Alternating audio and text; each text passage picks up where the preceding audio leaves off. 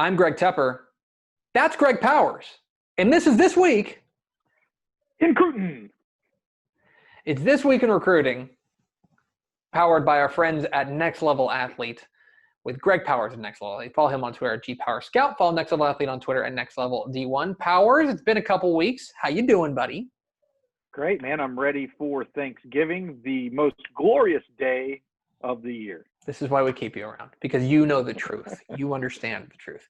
Well, Powers, we appreciate you spending a little bit of time with us talking This Week in Recruiting. A lot to get to. We're going to start this week with our prospect on the rise. Our prospect on the rise, we're going to Austin Westlake linebacker Nick Morris Jr. Westlake, of course, has one of the very best defenses in the state. Let me tell you something, buddy. I got to be honest. When I pull up a guy and it says that he's a hard commit to the mighty Quakers of Penn, kind of piques my interest. What's got him making our list as the prospect on the rise? Well, first and foremost, Westlake may have the most dominant defense that I've ever seen in Texas high school football this year, possibly. I mean, they've given up 20 points. No one scored double digits on them all year. 2.5 points per game is what opponents are averaging against Austin Westlake, and Morris is a huge part of this defensive scheme. Those familiar with the program are going to know that he moved in from Connecticut, so he wasn't on this defense last year, and since he's moved in, they've played lights out, and his recruitment has really started to take off. You know, he was committed to Pennsylvania before he stepped on a Texas high school football field, and now he's picked up offers from Oklahoma State and Duke, and I'm really keeping a close eye on that Duke offer. Obviously, he's into academics, right? He's committed to Penn. So Duke might be one of those schools that can offer him the best of all worlds. You know, they have a pretty competitive football team. They're getting better and better in a top conference, a Power 5 conference. So offer great academics. So that's one to keep a close eye on. But Nick Morris is a headhunter. His highlights are really fun to watch. He plays sideline to sideline. And at 6'3", 220, he can certainly finish a tackle whenever he arrives at the ball carrier. Get to know him, the latest name there on that outstanding Westlake defense. Let's now move on to our commit of the week. Our commit of the week could also be the decommit of the week because I got to be honest, if you were off of Twitter for like the wrong hour, you missed one of the most dynamic defenders in the state of Texas making a move. We're talking about Byron Murphy II, the defensive tackle there from DeSoto. In the span of what I think was about 45 minutes, he decommitted from Baylor and quickly committed to Texas. Feels like a pretty important flip there for the Longhorns, who haven't had the best couple of weeks recruiting, but this feels like a really nice get. It's interesting to discuss, was this technically a flip since he did decommit? He didn't just go from one commitment list to the other. I called it a flip. I mean, it was too close in the timeline not to say this wasn't a flip. I'm going to go ahead and make the rule. If you commit on the same day, we're going to count you as a flip commitment. So this was a huge pickup for Texas, to be honest with you. Looking at what their program has coming in right now, if they're able to keep Jatavion Sanders on that commitment list and they add in Byron Murphy, who I feel like at number 93 in our DCTF Hot 100 right now is way too low. I actually made the comparison after watching him extensively on his senior film to Ed Oliver. And Ed Oliver is a 5-star, all-world, super class defensive tackle from Spring Westfield who really produces a lot of defensive tackles. But DeSoto is not a program to take lightly on the defensive side of the ball either. They produce a lot of talented defensive players, and Byron Murphy is next in line. And I think, you know, he's on that same defensive front as Shamar Turner, who the Longhorns are also involved with and could possibly land. If they can get Jatavion Sanders, Byron Murphy, and Shamar Turner, they completely and instantly change the thoughts of their defensive front. Those guys are all studs.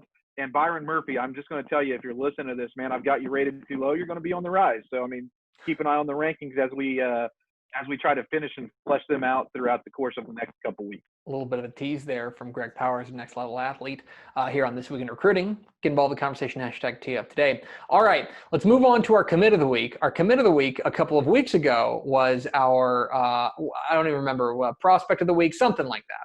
We're talking about Southlake Carroll 2022 quarterback Quinn Ewers. This guy's actually our underclassman of the week, I should say. He's our underclassman of the week. He could be any of these guys.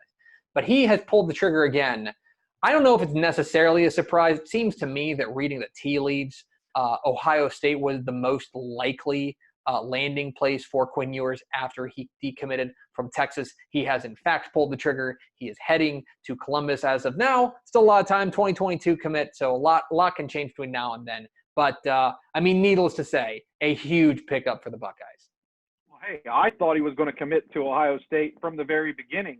When he committed to Texas, I know he grew up a Texas fan, and there were people out there in the recruiting world who thought that the Longhorns were going to get him. But I really thought that he was going to go to Ohio State from the very beginning. They offered him when he was in the 8th grade. So I just thought, Ryan Day is great with quarterbacks. Quinn Ewers is one of the top-rated quarterbacks in the country. They offered him at such a young age. I just was kind of reading the tea leaves, and I was wrong. I was definitely wrong because he committed to the Longhorns. But now it's kind of come full circle after he decommitted from Texas. Now he's on that Ohio State commitment list. And we've talked about Quinn Ewers a lot. If you're a fan of this program, this is definitely a name that everybody's heard before. We've broken down his game, made the comparisons to guys like Trevor Lawrence in the past. So everybody knows what type of prospect that he is. But I kind of want to segue this into what Ohio State has done in the state of Texas in recent years, because it's quite remarkable. There have been some teams that have dominated Texas recruiting. At the end of the Mac Brown era, the Longhorns were quite simply, well, I guess you couldn't say at the end, but in the Mac Brown era, the Longhorns were dominating in-state recruiting. Texas A&M has done a good job recruiting the state of Texas. And then you kind of switch, and Alabama started coming in and really making waves in the Lone Star State when Texas A&M went to the SEC. Now Ohio State, by one service or another, with the commitment of Quinn Ewers, would have landed the number one player from Texas in 4 consecutive classes. That's unheard of to me. And it doesn't seem like they have a huge footprint within Texas. They're just coming after these top guys. And right on the back of Quinn Ewers' commitment to Ohio State, Caleb Burton, who's the number 1 rated wide receiver by many services, committed to Ohio State this week as well. So the Buckeyes are coming after Texas top talent, and those guys are not only having success in college, they're becoming top NFL draft picks. We saw it last year with Jeffrey Okudah, J.K. Dobbins. And I'll go back to J.T. Barrett. J.T. Barrett, I think, is the player from Texas who really started to change the way Ohio State recruits the Lone Star State. He had a lot of success there. It seemed like he was there for like 20 years, played tons of games up there, but that's when I think it started to turn and they started to focus on Texas. They were like, we can get a guy like J.T. Barrett. Okay, let's keep recruiting here. And it's paid dividends for them. A lot of their top talents are indeed from Texas. Yeah, Ryan Day is certainly doing work within the borders of the Lone Star State. Let's round out this week in recruiting with our recruit of the week. Our recruit of the week, we're going to Duncanville, talk about Roderick Daniels Jr., a dynamic athlete for the Panthers, the number 2 team in Dave Campbell's Texas football's Class 6A rankings. He was a Baylor commit. I use the past tense because this week he decommitted from the Bears. Probably the second big high-profile decommitment for the Bears this week, along with the aforementioned Byron Murphy Jr. This is a dynamic playmaker that, I got to be honest, this feels like a pretty heavy blow to Baylor's class. It is. Roderick Daniels is one of those guys who you can just put anywhere on the field and he's going to make plays.